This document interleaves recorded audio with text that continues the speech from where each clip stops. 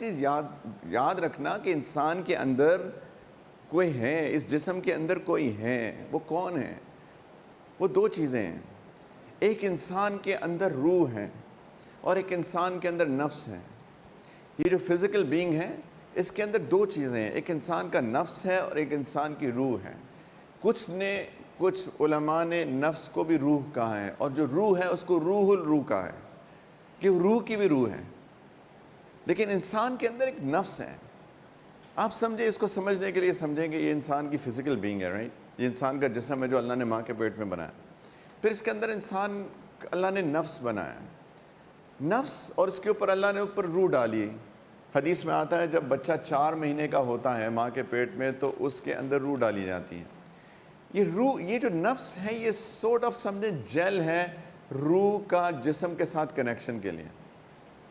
سمجھ میں آ رہی ہے؟ ایک سورٹ آف ایک سٹکی مٹیریل ہے، ایک گم ہے جو کہ انسان کی روح کو اس کے جسم کے ساتھ کنیکٹ کرتا ہے. یہ انسان کی انیٹمی ہے بیسیکلی. اور اس کے اوپر اللہ نے ایک بہت زبردست چیز انسان کو دی ہے جس کو عقل کہتے ہیں، انٹلیکٹ.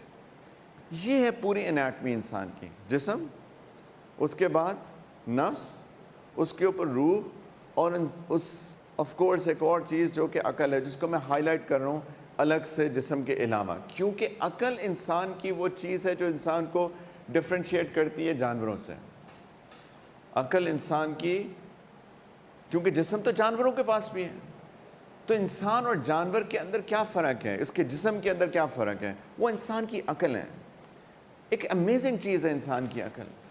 یہ جو سوچ ہے ہماری، the thought process جو ہے، ایک عجیب فینومینا ہے انسان کا. اس بارے میں سوچنا چاہیے کہ کیا میں کیسے سوچ سکتا ہوں، میں how do I remember things. مجھے کیسے پتا آج صبح کہ مجھ کو UMT جانا ہے؟ مجھے کل تو پتا تھا، آج صبح جب میں اٹھا ہوں تو how do I remember.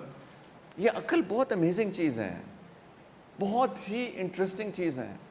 اگر اس کا استعمال ٹھیک ہو تو یہی انسان کو انسان بناتی ہے. تو یہ 4 چیزیں یاد رکھنی ہے. کیا کیا چیزیں؟ نمبر 1 جسم ہے، اوپر نفس ہے، اس کے اوپر روح ہے، اور پھر انسان کی عقل جو ہے انسان کو کنٹرول کرتی ہے. یہ ہے انسان.